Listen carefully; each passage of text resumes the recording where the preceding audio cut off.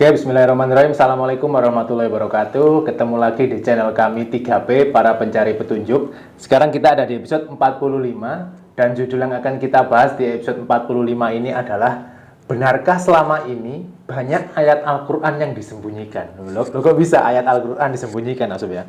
Padahal secara teknis 6.000 ayat lebih itu sudah dibukukan dalam satu kitab. Nah, tapi dalam Al-Quran sendiri uniknya ada ayat yang menyebutkan tentang ada beberapa orang yang menyembunyikan ayat, dan itu sengaja. Nah, seperti apa penjabarannya kita akan bahas.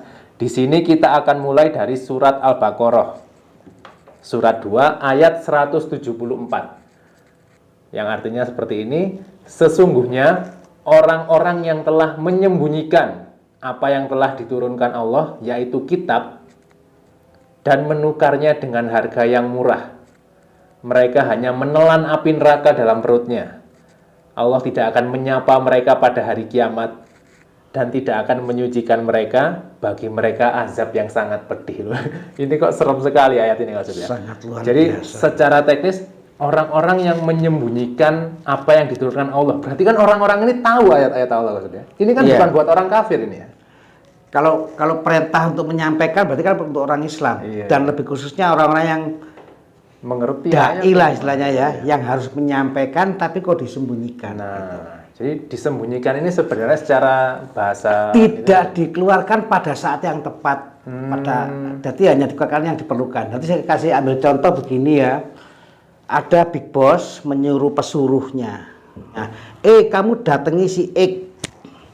Si X ini bawakan payung agar dia kau jemput untuk ke tempat pekerjaan dan bekerja. Dan aku bawakan juga kamu saset kopi misalnya ya. Nanti setelah bekerja kamu hidangkan kopi agar sehat kembali atau santai ya. Nah, si pesuruh tadi datang dia kepada si X tadi.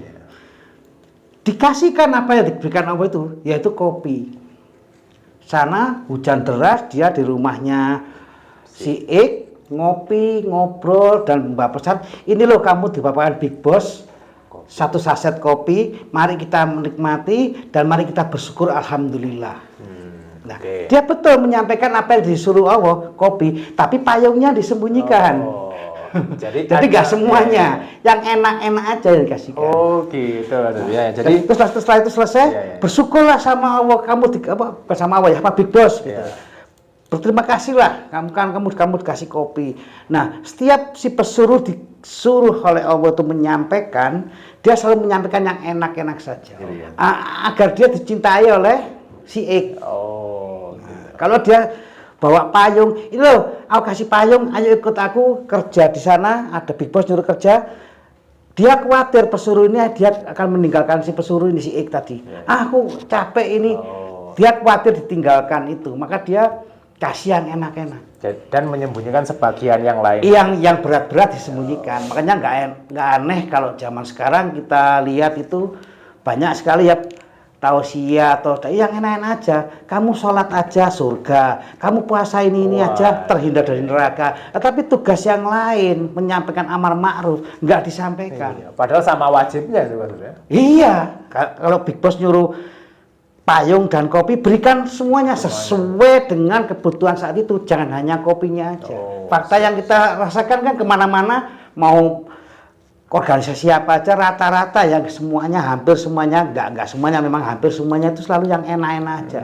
Lakukan sholat ini, lakukan puasa ini, lakukan zikir kata-kata ini, nanti kamu terhindar dari neraka, kamu masuk surga. Tetapi tugasnya amar ma'ruf nahi munkar, tugasnya untuk melawan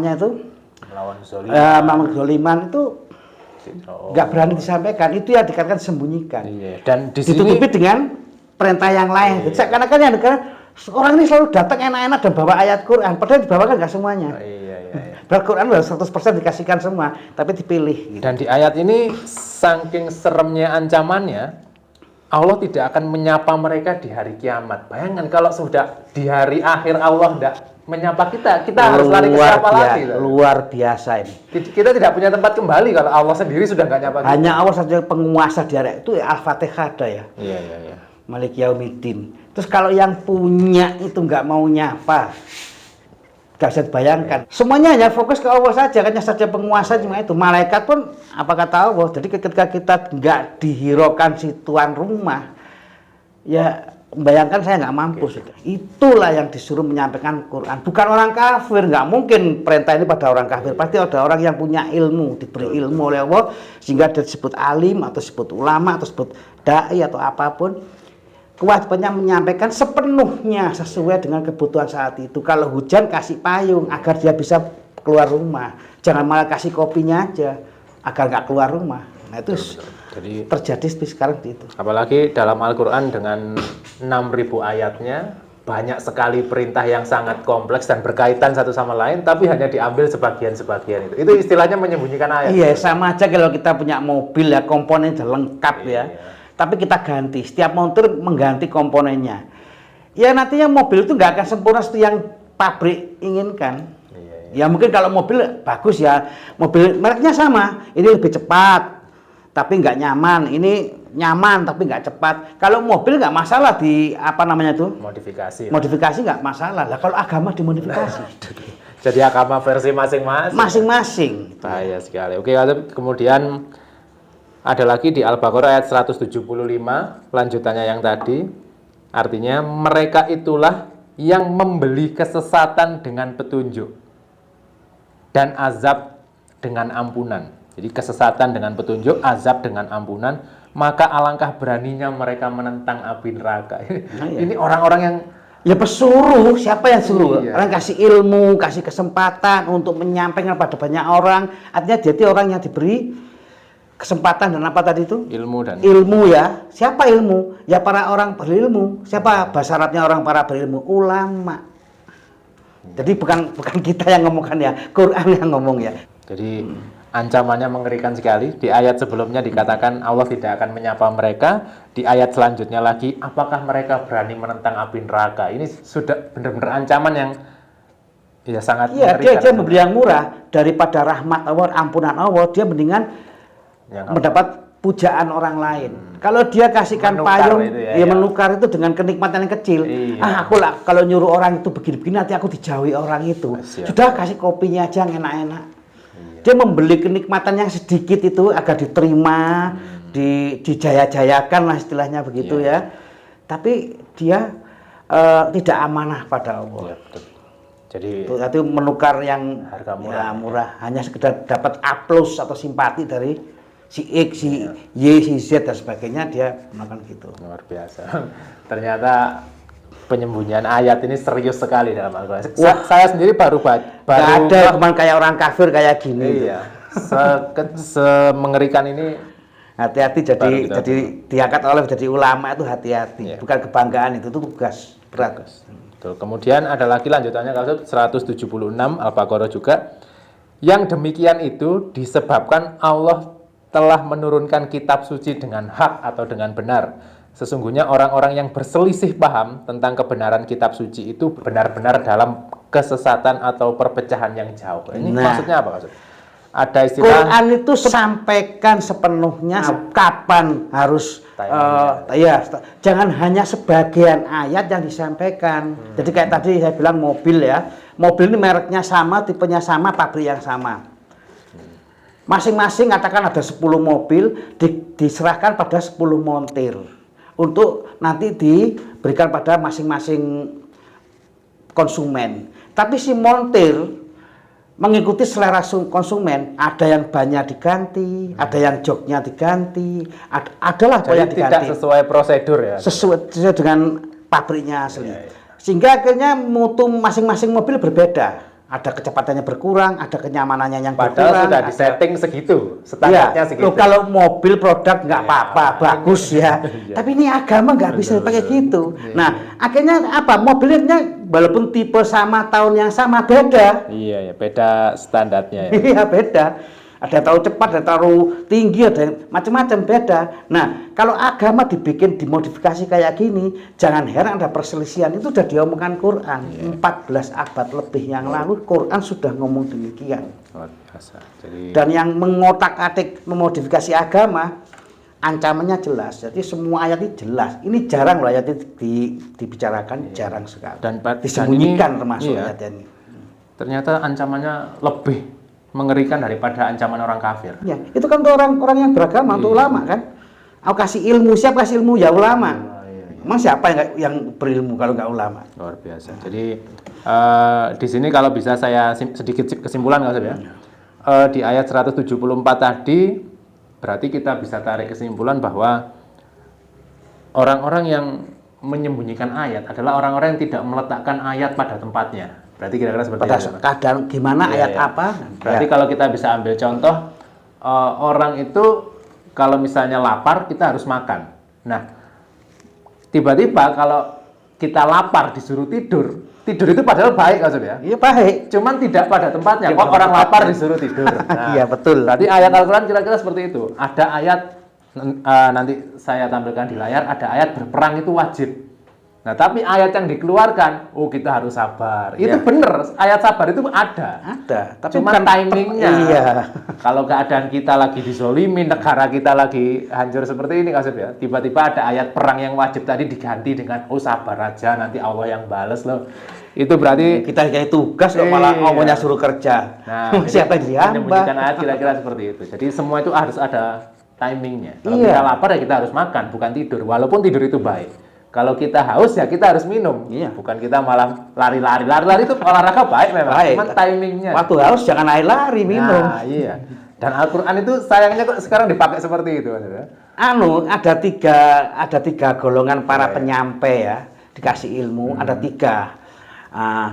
Yang kalau istilahnya itu ada ulama penguasa, adalah ulama umat, ada ulama Allah. Oh. Ulama penguasa ini memang dia melakukan apapun yang diinginkan penguasa. Oh, versi Dia penguasa dapat, ya. iya, dapat banyak-banyak menukarkan yang sedikit tadi, kenikmatan dunia berapa lama sih di dunia ya? Haji gratis tiap tahun atau Dan masjidnya seterusnya, dapat ya. emas atau apa, nggak ngurus lah, pokoknya Ini kenikmatan ulama dilindungi ya, ada pemerintah, pengawalnya. Ini ulama penguasa. Ada ulama umat. Dia memang memberikan perasaan jamaah yang menyenangkan. Iya. Seakan-akan dia tuh melawan pemerintah yang zolim. Tapi dia hanya mendapat simpati aja dari umat yang banyak. Ya, itu tadi ya seperti mobil tadi akhirnya versi konsumen. Iya, porsi konsumen. Bukan versi Jadi Allah tiap lagi. ulamanya tadi, tiap alimnya tadi mengikuti konsumen. Iya. Lah yang sedikit dan ditinggalkan banyak orang, dia itu selalu nggak laku di mana-mana. Itu ulama Allah. Karena dia Nggak menyampaikan peduli apa Quran adanya, apa iya. adanya disampaikan. Iya. Dia nggak minta apa-apa, nggak minta jabatan, nggak minta simpati atau apa namanya itu ya, Iya. fun dari Iya. jamaah. Ini ulama Allah, ini ulama yang benar. Karena juga ayat-ayat yang berat-berat pun juga harus disampaikan. Ya dia perintahnya Allah kok. Iya. Kamu waktunya kasih payung, kasihkan payung. Waktunya kasihkan kopi, kasihkan kopi. Jangan hanya payung, kopinya saja, payungnya disembunyikan gitu. Sampaikan sesuai dengan waktunya. Iya, jadi- Lah ulama Allah inilah yang biasanya nggak laku. Sampai mati pun dia nggak laku biasanya. Karena nggak menyenangkan siapa pihak manapun. Hanya dia tugas dari Allah saja. Luar biasa. Kemudian kalau 175 tadi Al-Baqarah bisa saya tarik kesimpulan. Tapi kita berusaha melihat dari dua sisi kalau ya. Bukan berarti kita bilang ulamanya seperti ini semua ulama. Oh laki-laki enggak. sama. Kan ada ulamanya Allah. Iya, Cuma iya. berapa persen kita nggak tahu. Nah, kemudian bisa saya tarik tambahan bahwa bukan hanya ulama juga, kita sebagai orang awam atau rakyat biasa juga jangan ndak belajar gitu loh. Iya, Nanti- karena emang ada ulama yang begitu. Jangan baca Quran nanti sesat. Ya nggak boleh itu menafsirkan ngawur. Iya. Tapi kalau baca Quran loh, perintahnya nggak karuan banyaknya di Quran. Sulit. Berpikir. Nggak ulama Iya. semua umat Islam buka. Iya. Pelajari, tanya pada semua orang yang ngerti gitu. Bukan malah jangan baca Quran nanti kamu sesat. Wah ini orang kayak gini ini bahaya. Jadi ini. semoga para pemirsa bisa bijak ya. Yang kita maksud tadi semua ulama itu bukan semuanya. nggak semuanya. nggak. Kemudian kita sebagai orang awam bukan berarti apa kata ulama ya kita sendiri harus belajar juga. Iya. Jadi kita menempatkan diri itu di mana ya kira-kira seperti itu. Kita tuh harus hamba Allah, bukan hamba ulama, bukan Iya. hamba ormas ya. Kita tuh hamba Allah gitu loh. Ya seperti yang kita bahas di episode-episode lalu ada ayat Al-Quran yang bilang menjadi beberapa golongan, kita terpecah menjadi beberapa Iya, golongan dan iya. semua golongan bangga dengan golongannya masing-masing. Motor-motornya banyak, mobilnya beda-beda. Ya kalau mobil ini agama. Iya. Nah kira-kira kesimpulannya seperti itu. Semoga dengan perumpamaan atau analogi yang kita sampaikan ini bisa para pemirsa pahami, dan juga jangan salah paham. Jadi kita itu harus memposisikan diri di tengah tadi. Kalau kita bilang ulama gini bukan semuanya, kalau kita bilang rakyat gini juga bukan semuanya. Jadi semuanya harus kita yang benar, yang lurus sama Quran, ya, itu aja. Semuanya harus kita posisikan di tempatnya. Itu tadi ya, kalau kita lapar ya kita makan, kalau kita haus ya kita minum.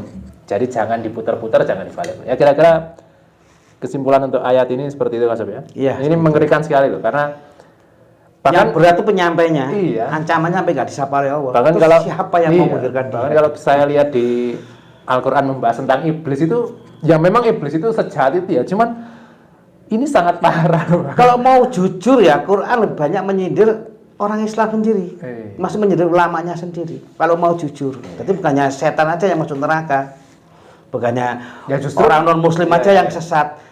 Kita yang banyak diingatkan. Justru memang Al-Quran ini turun kan agar kita umat Islam tidak seperti ya umat-umat yang dulu dikasih kisah masa lalu, jadi kita memang belajar. sangat logis kalau Al-Quran itu isinya ya buat orang Islam. Biar bukan, orang Islam bukan untuk ngerasani iya. Nah, orang lain. Sayangnya kalau di Al-Quran ada bahas Yahudi, Yahudi memang jahat loh. Itu kita biar nggak kayak Yahudi. Aslinya seperti itu. Iya, kalau kita ngelakuin yang sama ya sama. Iya. Di Al-Quran bilang iblis itu gini. Iblis itu jahat loh. Kita jangan seperti iblis juga. Jadi intinya ya, ini peringatan buat kita. Kalau isinya Al-Quran memang ada bagi sebagian orang terlihat keras, ya memang seperti itu namanya peringatan. Adanya dari Allah itu, bisa kita sembunyikan. Nah, iya. Terus kan namanya peringatan memang ya harus seperti itu. Peringatan kan bukan dimanja, nanti kamu masuk surga. Nah, kan enggak ada lah gitu. Ya, hamba minta manja, nanti manja itu. Ya, kira-kira seperti itu. Kurang lebihnya mohon maaf. Semoga para pemirsa bisa bijak menyikapinya, jangan salah paham juga. Terus saksikan episode-episode yang lalu karena episode sebelumnya menyambung satu sama lain dari episode pertama sampai hari ini. Kira-kira seperti itu maksudnya, ada tambahan? Ya cukup lah. Cukup, ya. Pasti ada kesalahannya ya. Mohon maaf ya. Kita cuma manusia biasa di sini menyampaikan semampunya. Ya kira-kira seperti itu. Terima kasih. Mohon kritik dan sarannya dan juga di-share kalau memang bermanfaat. Ya terima kasih. Kurang lebihnya mohon maaf. Kami akhiri. Assalamualaikum warahmatullahi wabarakatuh.